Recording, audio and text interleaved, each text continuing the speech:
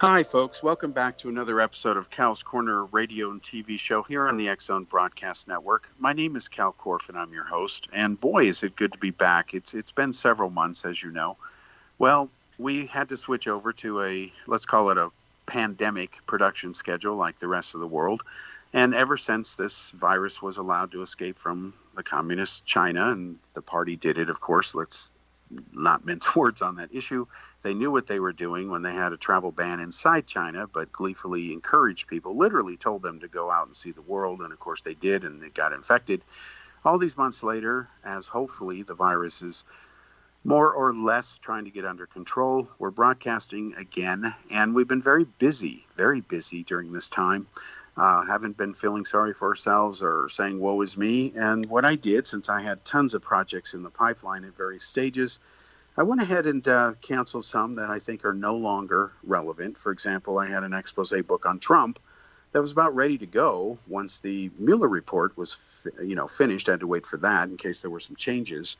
Turned out that there was really no major changes needed, but ever since the virus broke out, it's not relevant anymore. I don't care. I don't think anybody cares. What matters is who's running for president and what's going to happen next. And I think we're in trouble either way. That's my non-psychic prediction using my imaginary psychic powers. At least I admit they don't exist.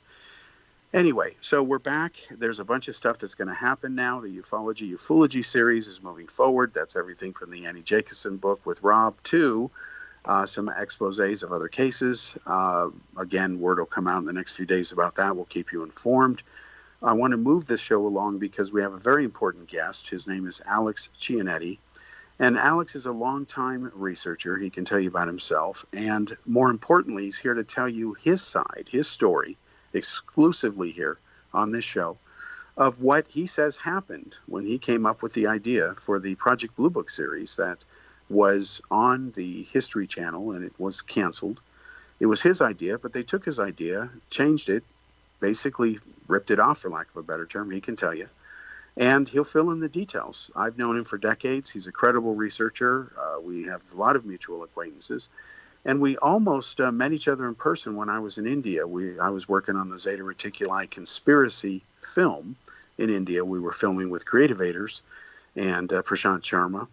And we got about an hour of that film done. And then Alex and I never ended up connecting, but we reconnected a few months ago.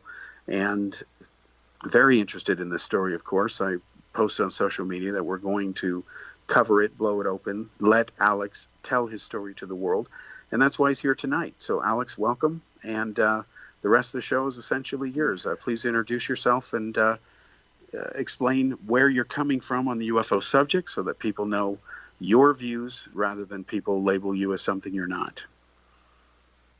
Oh, big pleasure being in your program. Thank you very much for having me here, Mr. Cowell, too. I come from many areas. I have been living in the United States in the last 30 years. I immigrated from Argentina, and I was a curious kid who turned ufologist when I was a teenager in the decade of the 70s. And I was co-founder of a group called Comisión de Investigaciones Ufológicas, CIU.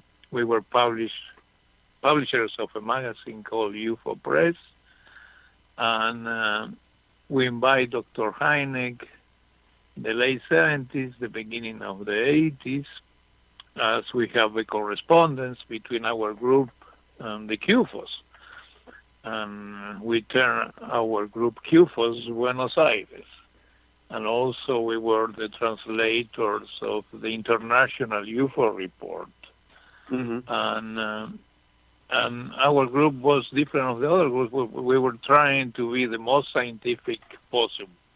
And in that UFO flap of the 1977, 78, that was my fire baptism when I was kind of interested in natural science and evolution theory. I was going to be a naturalist, but I didn't. But I focused in field research, and I was kind of coming from the space age, all the kids we want to go to the space. And I start to discover, a fascinating kind of new phenomena. And before Hynek, I could tell I was a consumed, curious researcher who, no matter the extraterrestrial hypothesis was in kind of in fashion, we have our doubts, no? We were facing so much kind of different type of psychologies, personalities. We want to see this kind of very strange new type of phenomena in the skies, leaving marks on the ground, and we start to explore the international arena. Right. Well, real quickly, because what you said jogs my memory. When I knew Alan Hynek as a young boy, he was a mentor of mine. I first met him when I was 16. The John Dosa show, which was the first TV show I was ever on when I was a teenager. John Dosa said, hey, there's a new movie coming out called Close Encounters of the Third Kind by Steven Spielberg. It's about UFOs. You're the UFO guy. I'm giving you tickets. Go interview this J. Allen Hynek. And I was on cloud nine because I knew who he was. And I interviewed him. We hit it off very well. And I'll tell you two things that really impressed me. He was the oldest person in the room. And every time a woman walked in the room, he would take his hat off out of respect. And of course, as you may remember, he didn't have a lot of hair up there left. Not that that matters, but the point is he would do it. Nobody else would. And I thought that was very interesting. He observed everything in the room, while he could at the same time answer questions on autopilot mode, as well as really care what you were talking about. But the other thing that made me think about that time, what you just said, was at that time, and I'm asking you if you're referring to this, are you referring to the time when Hynek was beginning to question the extraterrestrial hypothesis, and he and Jacques Vallée, were considering the ultra-terrestrial hypothesis as a possible alternative? Correct. Yes, it just was in the edge of reality. Yes, in 1980, Hynek. I still have the interview I did in that time, in that winter or summer of 1980, when he started to have doubts of the previous kind of 30 years of ufology since 1949 to 69, when the Project Blue Book finished. It was a different Hynek of the late 70s, right? And I think, it's some influence of Vallée, but he started also to, I remember he used to be kind of upset with the turning of Vallée to the esoteric side, no? And he tried to keep these young chickens, as we were, to keep the scientific method. No matter, the phenomenon was already too realistic enough for him and for us to say, Alex, you're doing a great job. We have to keep recollecting, go to the field, travel, sweat, do the best you can, bring it to the scientific institution, take samples, measure there, and take samples and go to the natural science museums and make. He's right. You got to do to measure. Yes, but maybe we never were going to see the end of the light in the tunnel to resolve the mystery, but at least some next generation, no his, no mine. They will use the information you are recollecting with the best objectivity you can. And the ufology was always a bunch of crazies and egos and and kind of demented thing. And in my original country, it was not different of the American or North American ufology in the 70s, on the 80s, right? Yeah, but, there was a lot of there was a lot of convergence of different things. If we use politics as an analogy, and sometimes I think it's hard to distinguish politics from ufology, Nowadays, Hmm. especially, everything's so polarized. So basically, let's call it the Wendell Stevens crowd, the Meyer crowd. You had the new agey types. Arizona's full of people like that. Hmm. Same with Puget Sound, Bay Area, L.A. certainly. Canada, of course, parts of it. It's all over. And I remember one time in Prague, real quickly, I went as a reporter for Metropolitan Express for Cal's Corner to go cover the Dalai Lama. Big deal, he's arriving in Prague. And as soon as I get there and I go back to the press area, Alex, I'm not making this up, there's guards there. And they're guards, but they're not dressed in police uniforms or security uniforms. They're dressed in like, I don't know, new agey stuff. And they hand me a Meyer poster flyer. They have no idea who I am. And I thought that was funny. And I said, well, why are you handing me? I don't want an advertisement. What are you doing? Well, they were actually part of the Dalai Lama's thing officially. And I was like, oh, God. And this is Prague, okay? Yeah. Yeah, so Hmm. when I came back to the editor and I said, you're not going to believe this, and they knew about Meyer from my book. A lot of people in former Czechoslovakia and Germany knew about Meyer. Michael Hessman, of course, used to be Meyer's publisher. And ironically, just so you know, you may know Right. this, Hessman and I Hmm. are friends. We used to not be. He used to hate my guts, but he's a hardcore Catholic now. He doesn't buy the Meyer thing, and Yes, we're I know. friends. I know. I You am a know, friend too. Yes, I yeah, am a it's a friend miracle. with It's like Trump her says, it's a husband. Yes. miracle. Yeah. So anyway, Yeah, we are so part of the same history club. But also it's funny. But Wendell Stevens was our correspondent, and Wendell sent us yes, the I Billy remember. Mayer Yeah, book. You see, and we have yeah. Wendell and we have Heineck. You see the contrast. But Yes, I do. Heineck Yes, I do. select us. Yeah. Hmm. But I'll tell you what. This is when I talked to Heineck about the. See, you said again something that jogged my memory because I had the same problem you did. Valet, of course, lived in the Bay Area. Heineck, of course, lived back east. I'm in the Bay Area. I'm a kid. And I just thought the Valet thing was just too overblown. I don't, oh, he's French. I don't care. Who cares? So, okay, so Valet Hmm. is championing this subconscious Jungian whatever thing to explain it all. My question to Heineck was, okay, if you're going to accept as possibly being real these abduction cases, any alien report, whether this thing stands on the road and poses or abducts people and gives them an anal probe, whatever, you need to explain how the hell they got here, Mr. Astronomer. And of course, that's the big question. How what could they get here using our understanding of physics? You can't. You'd be long dead, assuming they even lived a long time. We don't know. And he was stumped by that. And Valet was like, oh, it must be some interdimensional whatever. And of course, that's where Heineck had a problem reconciling Hmm. this because he ends up endorsing cases like the Hickson abduction, which Calvin Parker. I've never been convinced by that, but he endorsed it, and I always felt that was a bit of political pressure. Yes. Yeah. Yeah, Yeah. He yeah, endorsed Travis Walton and Parker, and in many cases, yeah, we have doubts today, no?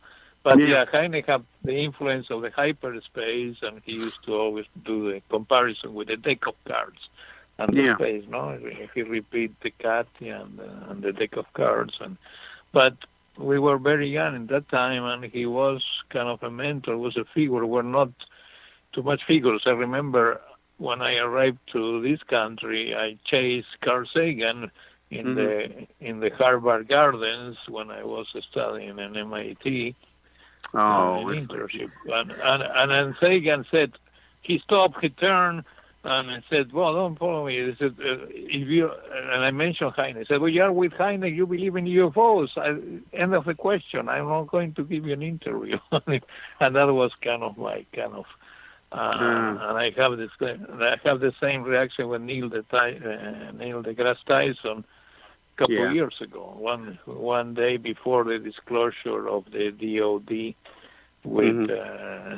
the limits and all these Right, the Tic Academy Tac of the stuff. Stars movement. No, but that 2 years he was laughing when I Yeah, said, well, we could merge the astronomers with the scientific research of UFO. I started to laugh, you see, and I said, oh, look, we suffer all so much years in the shadow of Heine trying to bring ufology to the serious realm. And yeah. in the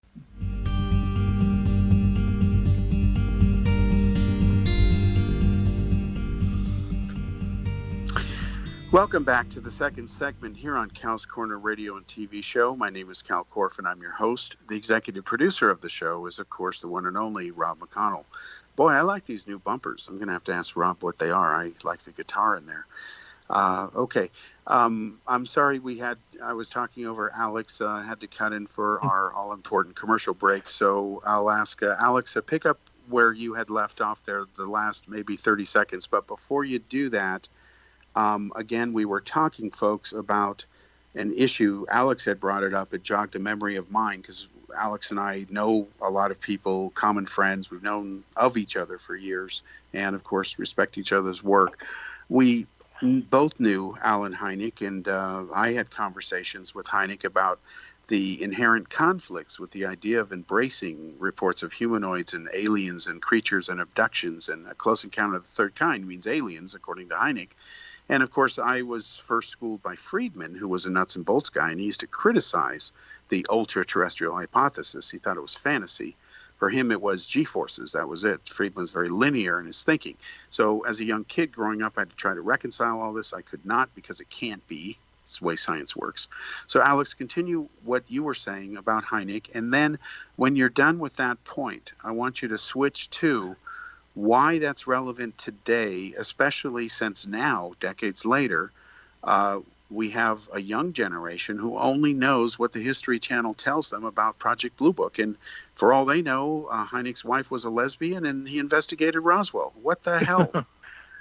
Oh, yeah, that was very offensive. But yeah, 1978 was very important for all our generation. But of course, Steven Spielberg created Close Encounter of the Third Kind. Hynek was consultant. Yes. Yeah, Zemeckis was there in the set as a young filmmaker too, and Spielberg was not going to kind of pay one dime to Hynek when David Jacobs discovered a billboard in Philadelphia, and he called Allen and said, "Look, they're announcing the movie with your creation, Allen, with your Close Encounter of the Third Kind." Oh my God! And he contacted them. Finally, he started to negotiate. They're not going to use Hynek at all.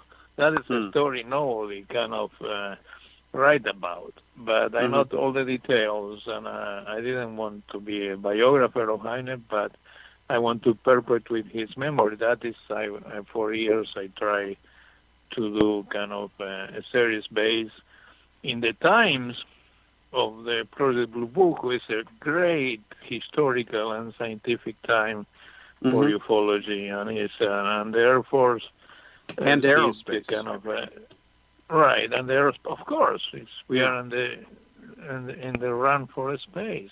Yes, glorious time.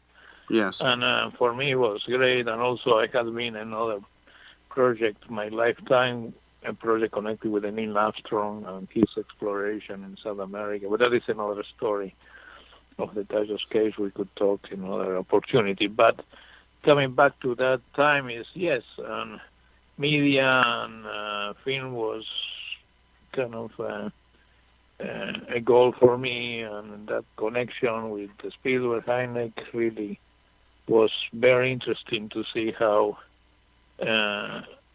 documentary and film were kind of trying to understand the phenomena, but always the understanding was a very big cliche, and the pushing of the science fiction on the fiction and the science against the fiction was the subject. We have the condemnation and the last result and the last resort in this series, but coming back to my involvement, there are many years in between, but I could tell one of my friends and mentor was the right-hand publicist, the senior publicist for Steven Spielberg, Marvin Levy. And for years, I was telling Marvin, his first movie as a publicist was Close Encounter of the Third Kind. And he's still with the Spielberg, kind of almost 50 years in the right to the God, and but no matter my friendship with Marvin, he never really have the power to help me to bring it. I brought it to Amblin Partners, and they knew they didn't care about that. Well, what I brought?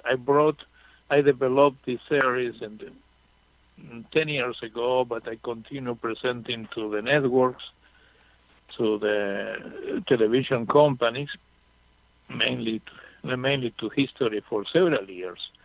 And in 2016, I went to this convention with all the producers. And I work in the industry. Since I immigrate, I work in film distribution and programming.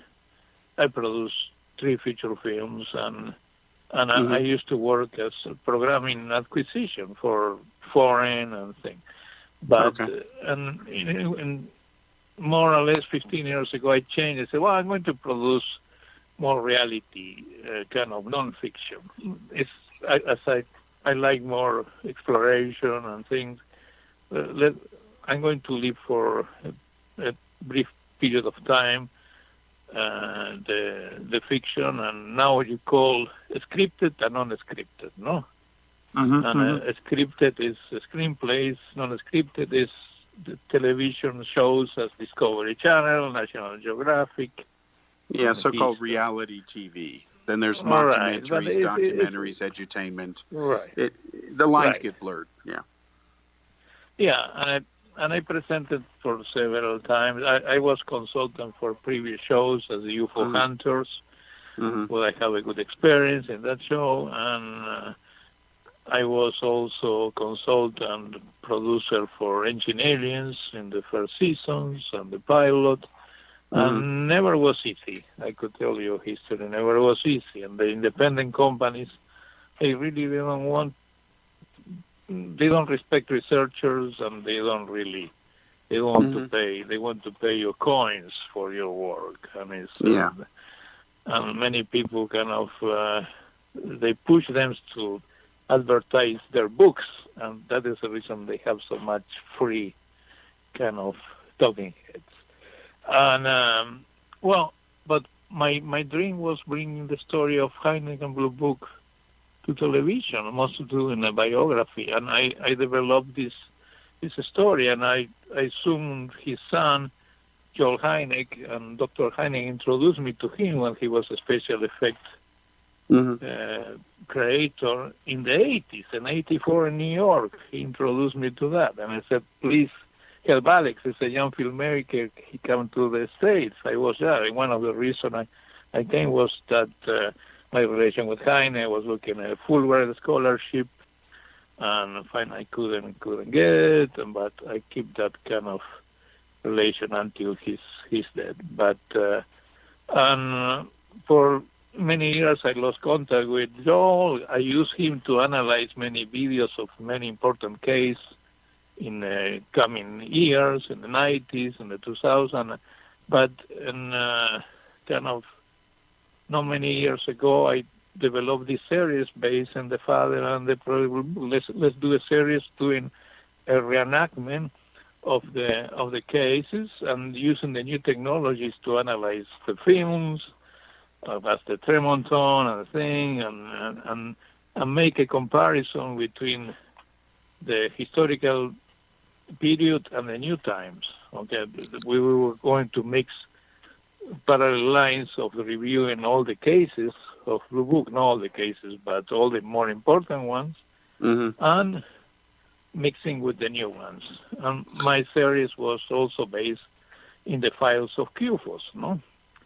And and I pitched it to the director of development of history in this convention 2016, and they were very interested. Of the 4 stories, they were interested in more in this one. And after the convention, they called me. They asked me for more information and more information. They were interested in my relation with the family of Hynek.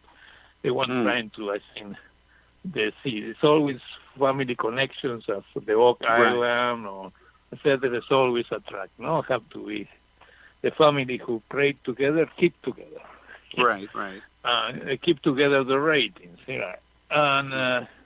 And when I said this could be also do some fictionalize and also do kind of could be the new X-Files. But my idea was also make an antagonist, what was Hector Quintanilla, of the last director of Project Blue Book. Mm-hmm. And 20 years ago, I published with Bigelow the book. I represent the memoirs of Major Hector Quintanilla, and I published the book called UFOs and Air Force Dilemma. That means I was very involved with the story of the Blue Book. Okay. And yes. All right, Alex, just a second. We're about 4 minutes away from a break, so what I want to do is stop you on that point, because I didn't know that. I remember the book, but, I'm sorry I didn't connect the dot. My bad. I want you to talk about that briefly, because I have a couple of questions about Bigelow, of course, in the next segment. But to wrap up this one about Hynek, what was the name of the series that you pitched to history? Was it called Project Blue Book? The name they ended up using? No. What was? Okay. No, was called The Lost Files of QFOS. Yeah, The that Lost was Files my of copyright. QFOS. Okay. Right. All right, but it was. The big part was the first part was Project Blue Book cases. Yes. Mm-hmm. Okay. Yeah. All right, and you of course you knew the Hynek family. You knew Hynek. You had contact with the sons. The sons. Yeah, and I brought the project to the son, and the son was going to be one of the hosts, and was going to also be kind of the technical consultant of the series, talking about his father and about the life, and also about the cases of the father and the cases we were going to investigate together. No, mostly to the video analysis. No. Yes. Okay. And then the idea was, just making sure I understand you correctly and our listeners do, that you would look at the old classic data in the files that Hynek, of course, was involved in. Then you'd use modern technology and techniques to kind of check it out and see how it pans out or checked out versus back then versus today. Okay. Now, see, to me, that would be very interesting. It would be right up the old Discovery or History Channel's way they used to do things. Nowadays, if you'd swear Vikings were real the way that they do it, it's ridiculous. I mean, I love the show Vikings. It's a good fictionalization, but come on, it's just, but anyway, it's too bad it's done that. Extraterrestrial Vikings. Yeah. I mean, Hulu is going to be pushing Stephen Greer shortly in a documentary. It's bad enough Netflix essentially conned people with the Lazar thing, which is going down later in a few months. But anyway, these networks have sold out. And as you know, which I want you to talk about a little later, because you even know more than I do about this. I only know the problems other producers have had that you and I both know. You and I both know Bob Kiviat, for example, because only a few companies now own 90% of the media. They don't want the truth coming out because it might blow their planned series for the Alien Highway or something, even though it's BS. So they want to wait a few years till they can milk it and syndicate it and make money, and then say, "Oh yeah, it wasn't real," but And you're right. We cannot kill the myth of UFO as a religion too. Look the successful of Ancient Aliens and how they lie to the teeth. Yeah, they lie to the teeth. And I have a conflict with that series too. But I was trying to go deep and do good research, and the producer said, "If you want to go deep, go to write books." And I said, "Well, it's what I am doing now." I tell to the producer. But that's just infuriating arrogance, because TV is a very powerful medium. All right, we'll come back after the commercial break with Alex Chionetti.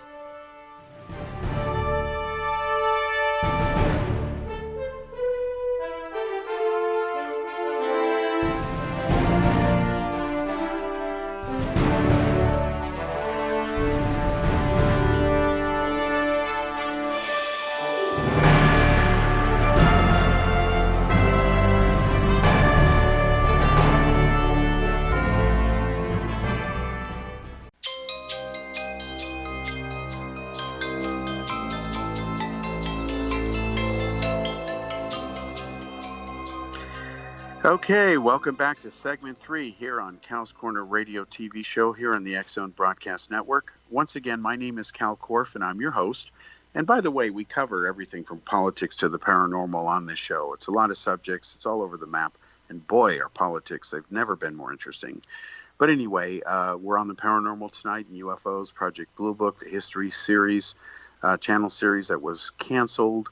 Our guest is Alex Chionetti, and the executive producer of the show is Rob McConnell. So, Alex, before I forget this thought, 2 segments ago, you were talking about Carl Sagan and Neil.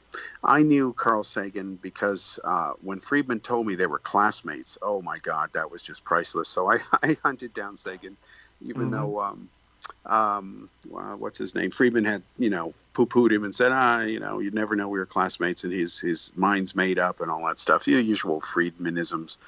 So if I had known you back then and you had told me that you were having a hard time getting FaceTime with him, this would have been a few years later. What I would have told you is just bring a joint and you'll have all the FaceTime and philosophy that he can muster. The stronger the weed, the better he'll be.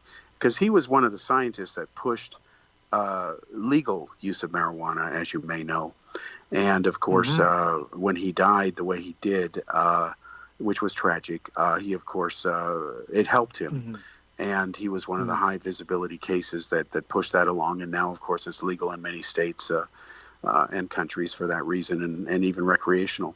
But anyway, that would have been it, because I was surprised at how many so-called top scientists really know how to party. When I was at Lawrence Livermore Lab, I'll tell you, the reason I saw some of these bands like Bruce Springsteen and Metallica and all that is because I went with my fellow labbies. And once we were out of the lab, I got to see the damnedest things.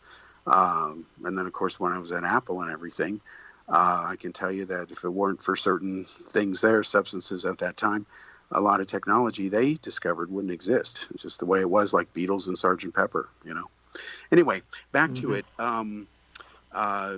So you had this pitch for this idea. We talked about it where you were going to test using modern techniques to test the old classic files that are there. To me, that, it kind of reminds me of a bunch of guys sitting around a table analyzing something. Their expertise varies, and they get to the bottom of it. That would have been very exciting, I think, much more so than the crap they ended up putting on. So continue with your story of how that moved along. You've pitched the idea. They looked at it. They know it. You're in touch with the Hynek brothers. You know the people at Discovery. And then what happens? What went wrong? No, history, no discovery. History, I'm sorry. Yeah, no, I was client. No, I continue talking with the head of development producing. He was interested and said, but yeah, the rest of the people said, we have already shown these ancient aliens. We need more information. How do you see the characters? How do you see the confrontation? And I said, well, also we have to reenactments of the story of the confrontation with Hynek, with Ruppel, and with Major Quintanilla. It's the last period of that. And I told you, I published the book of Quintanilla with accidental when I arrived to California. A friend of mine brought me, when I was looking for a job, to this video company, and the head of the company said, Quintanilla, said, don't tell me you are the son of the Major Quintanilla. Well, in that moment, I was very disappointed with ufology.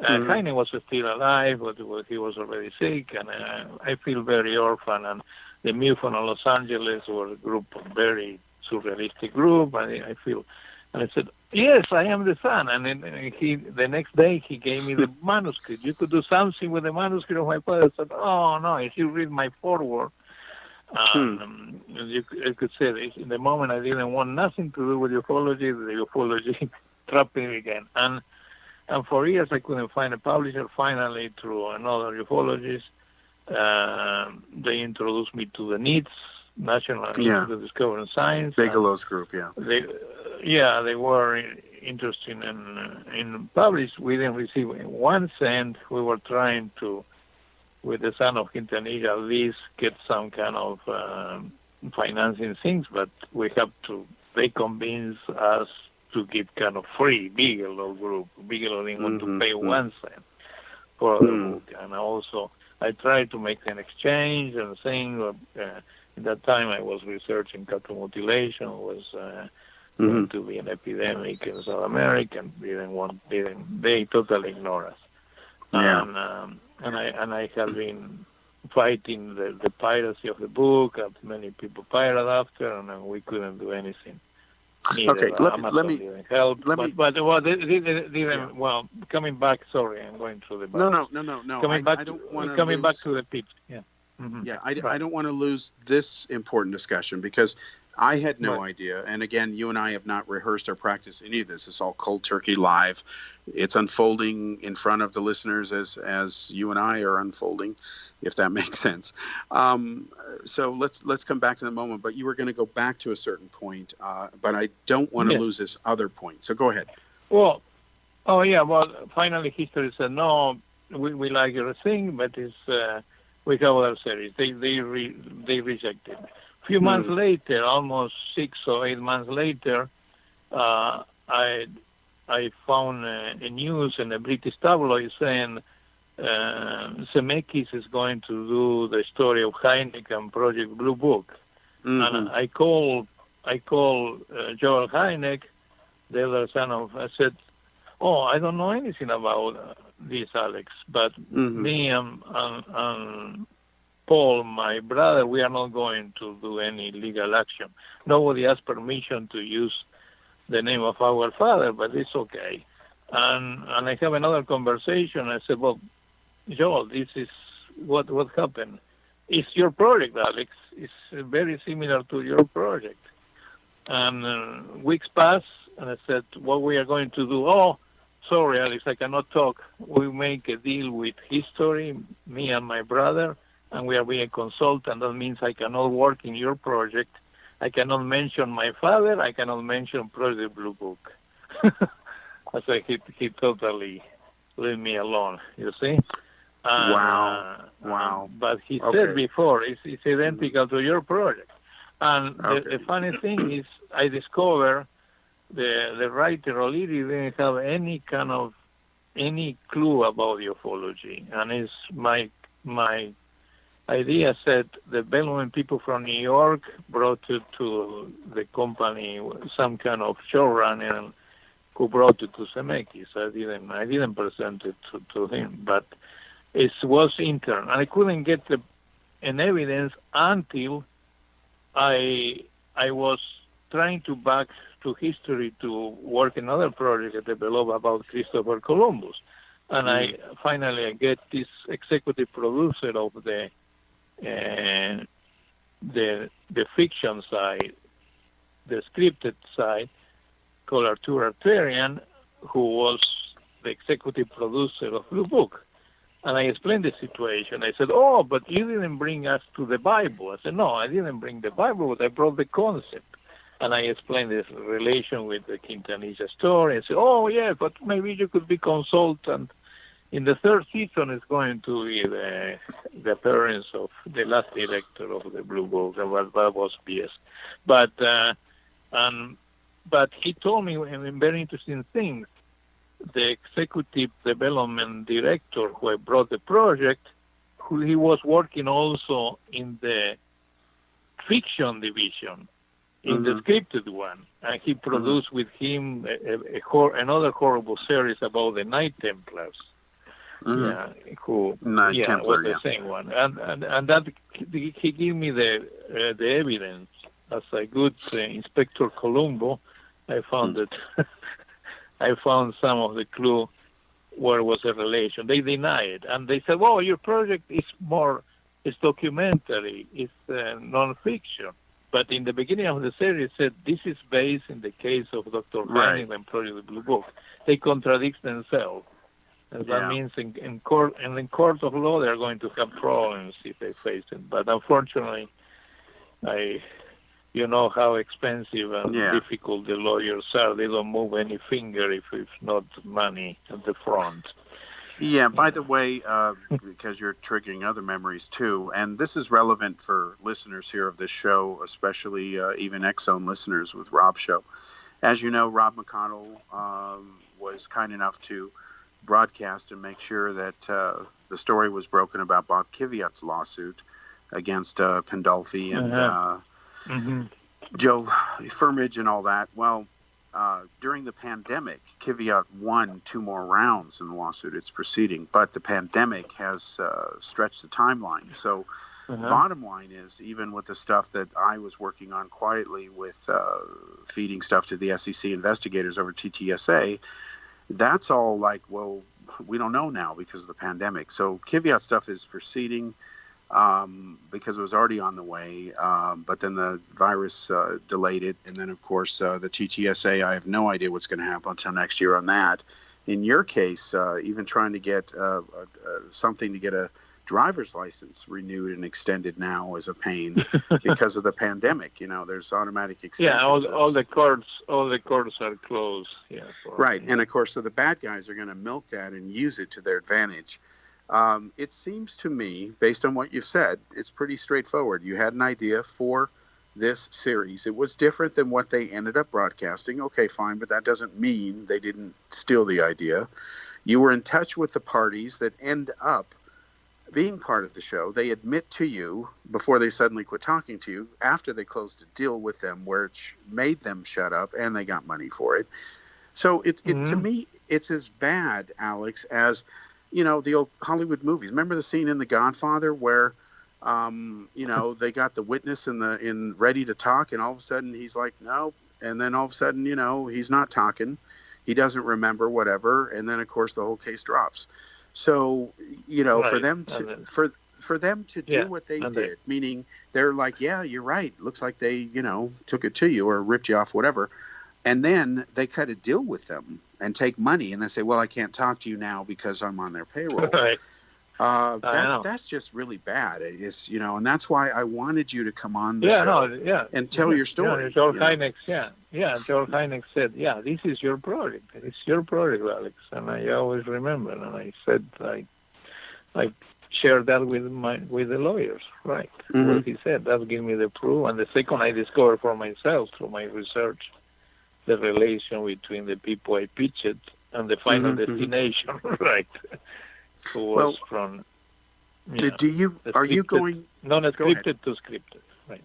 Yeah. No, are you going to write up something that people can buy or read that tells this story, or is this show going to be the only time that you really speak up? I know you've said stuff here and there online, but we talked about coming on here, telling your story, unscripted, unedited, you know, as it happened, your whole story. Are you going to now release something in writing and take it to the next level? You're going to have journalists contact these guys, if they're even around anymore, and say, hey, what about this? Because I know, for example, I'm going to, unless he keeps ducking me, have a tango with Bryce Zabel over the Hill movie coming out, because it's a fraud moving forward. And I've warned him. I've told him. And I'm going public with these things. Hey, it's right here. You need to look through the telescope. Okay? You know, not you. I know. I see. Go ahead. It's terrible to see documentaries about Bob Lazar, for example, Netflix. Or the other guy, what was his name? The guy who he have Romanek. That horrible story. Stan, How they could be financing that documentary in crackpots, no? But I wrote several articles. Unfortunately, I have more press in Europe and South America, and not in the States. In the States, I didn't have too much. I wrote a few articles for LinkedIn, but I didn't have any kind of press. They really ignoring me, and I was trying to talk with Zemeckis and Sinbad. I couldn't. The people connected with that circle of Spielberg didn't help me at all. Yeah. Okay. Well, we have to take a break here real quick, but we'll pick this up after the break, and we'll see what we can do to help. All right. We'll be back after this break, folks.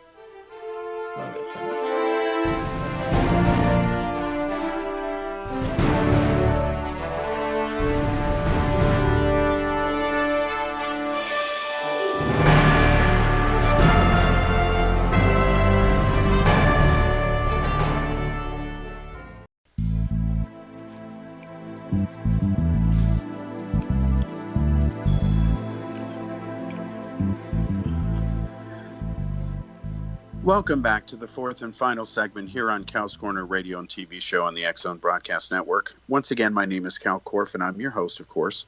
And the executive producer of the show is the one and only Rob McConnell. All right, so as usual, or at least from my view, time seems to go by too fast on this show. At least it does for me. Hopefully it's not, too long for you. But again, our guest is, excuse me, Alex Chionetti. He's a longtime researcher, and I want him to talk about some of his research in a moment. But to wrap up what he's been saying, to encapsulate it, basically, it seems that he was the original idea man, the brains behind the show, Project Blue Book, that was later aired on the History Channel. It was his idea. He knew Hynek. I knew him as well. We had mutual friends. He also knew the Sons. They said, this is your project, basically. And then after those Sons cut a deal with the network, they wouldn't talk to him, said they couldn't. And I just think, personally, this is behavior that's wrong. I will tell you, in my own independent dealings with some of these networks, this is working also in putting together literal presentations and other decks and things like that these network guys do read. I do work on them and prepare them with other producers. I won't mention them because they're clients and friends. And, of course, I've got all this stuff. Rob knows about some of this. And the message that keeps coming back to me as a longtime TV guy, and I've been on Discovery and all major networks in the past, they're very different today. CNN is not like it used to be. It used to be credible. In my opinion, it's a left-wing mouthpiece now. And then History Channel, my God, it's fake History Channel. Discovery Channel is like, keep hunting ghosts. You're never going to find them. So, it's ridiculous. So they're telling me through other people that they will not air these exposés of the Tic Tacs and prove their U.S. government technology until these other shows run their course first. So it's completely ridiculous. In your case, they seem to just have ripped it off. I was glad the show was canceled. So switching back me too. Switching back, I think it did the public a service. Thinking back to, and again, I didn't know about the Quintanilla connection. That is amazing, fascinating. May I ask, you're trying to stop the piracy of the book. Can't you just publish it under some yourself, or is it that you have no rights to your own work anymore? No, of course I hold the rights, but I'm going to do the Spanish-speaking edition soon, and I have some American editor who published my previous book. The one book came out in December about Tajo's mystery. They are reading the book right now, interested in release it, I hope. Yeah. Okay. But now, I do want you to talk about that. I want to talk about Hynek. Unfortunately, if Hynek was alive, he would be so disappointed with his own family and with the series, and also with the situation of ufology. How he really back to his grave when he see how now the ufology, we are seeing the UFOs as in the Cold War again, as a threat to national security, to defense. And we were playing again with that kind of very retrograde position regarding to a phenomenon we don't know anything. And it's still, we have to use the more kind of our science to still challenge that and no back to the prehistory of ufology. And we are between ancient aliens and between kind of a confrontation of a carrier and the pilots, and we are frozen with a few things. So with ufology, they have so much great cases all over the world happening all the time, no? And we have research on Europe, we have research in South America, and it's totally disconnected. And they're talking about now the Chinese with the Russians getting together. It's just a big melange and without no end. And I think we have we have some respect since Elizondo came on the front in 2017. It's true, but the end of the results, I think, Heine, we would not like it to see we are coming back 50 years backwards again, thinking about the kind of I don't know, trying to see the phenomena we saw in the Cold War, no? Yeah, the thing that really strikes me now, and I'd like to know your thoughts on this. We've got Space Force, fine. That was predictable. That's been in the working for decades.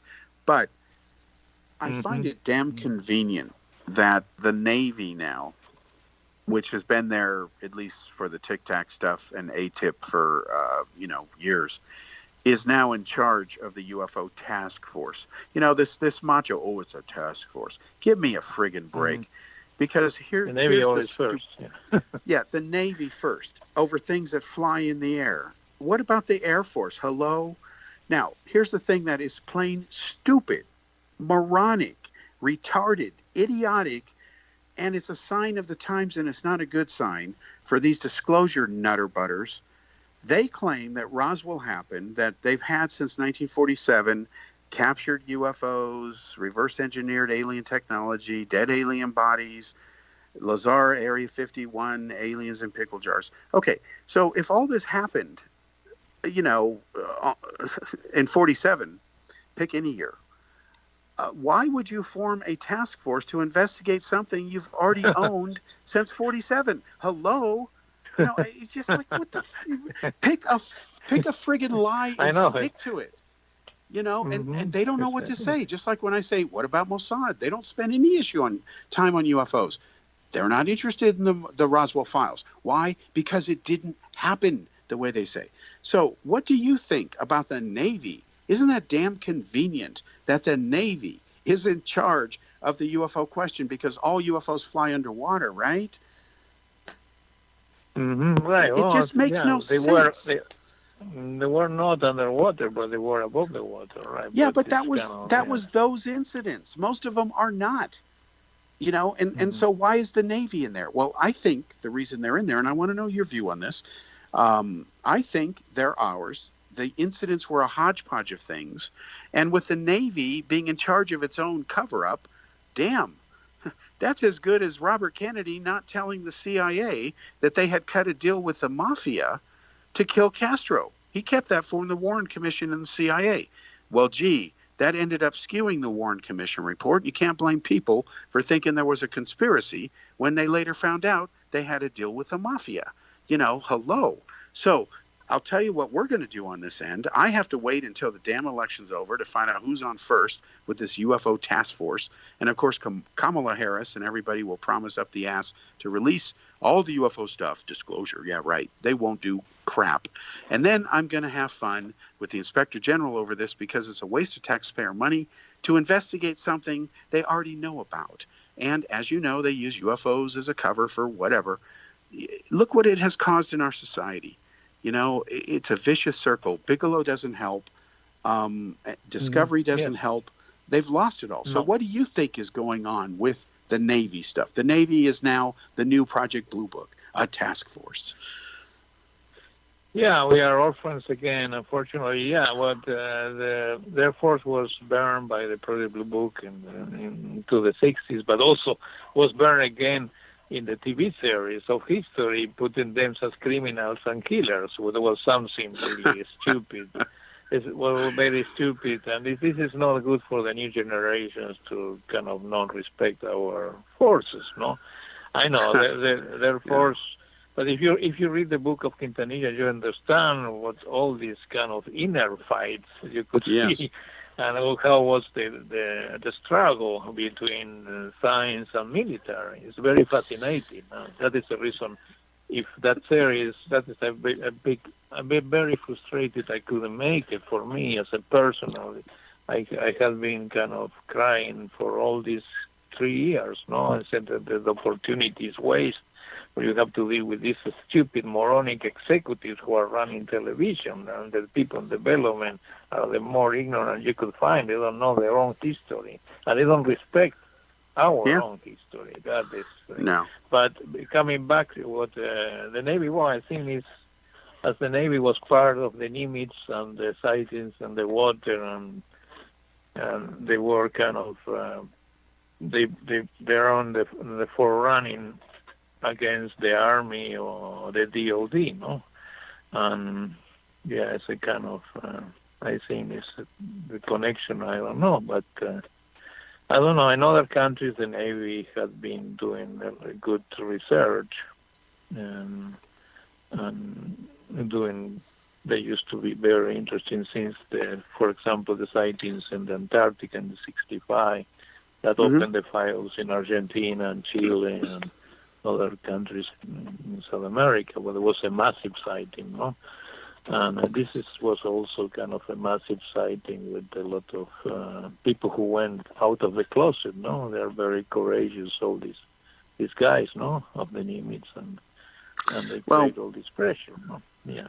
Yeah, I mean, to me, I mean, okay, I'll tell you, I mean, there are people who know about this publicly even, but it's not like, I haven't come fully public with it, but I've been in touch through people, you know, it's amazing how small the world is, but I've been in touch with people who have been in touch with the Office of Naval Intelligence. After the election, I'm going to jump in straight up, no more proxies, because this is just too much time consuming. But anyway, make a long story short, we have caught Gradisher and these other people just practically all but admitting it's basically DARPA type stuff.